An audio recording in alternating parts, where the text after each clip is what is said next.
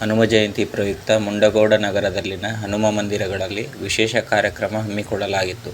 ಗುಡ್ಡದ ಆಂಜನೇಯ ದೇವಸ್ಥಾನದಲ್ಲಿ ವಿಶೇಷ ಪೂಜೆ ಹಾಗೂ ಅನ್ನಪ್ರಸಾದ ಸೇವೆಯನ್ನು ಏರ್ಪಡಿಸಲಾಗಿತ್ತು. ನೆಹರು ನಗರದ ಅಕ್ಕಮಹಾದೇವಿ ದೇವಸ್ಥಾನ ಆವರಣದಲ್ಲಿದ್ದ ಆಂಜನೇಯ ದೇಗುಲವನ್ನು ನವೀಕರಿಸಿ ಪುನರ್ ಪ್ರಾಣ ಪ್ರತಿಷ್ಠಾಪನೆ ಕಾರ್ಯ ನೆರವೇರಿಸಲಾಯಿತು.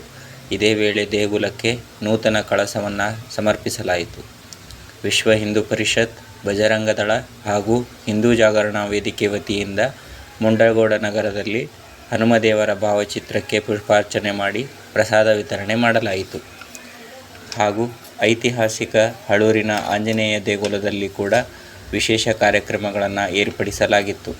ಒಟ್ಟಾರೆಯಾಗಿ ರಾಮಬಂಟ ಹನುಮದೇವರ ಜಯಂತಿ ನಗರದಲ್ಲಿ ಸಡಗರ ಸಂಭ್ರಮದಿಂದ ಆಚರಿಸಲಾಯಿತು.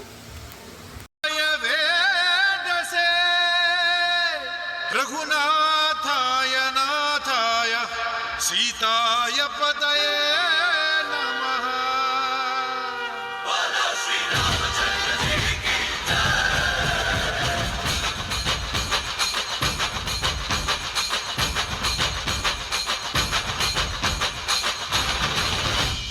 ರಾಮನಾಮ ಹಾಡಿರೋ ರಾಮ ಬರುವನು, ಅವನ ಹಿಂದೆ ಹನುಮನು ಇದ್ದೇ ಇರುವನು.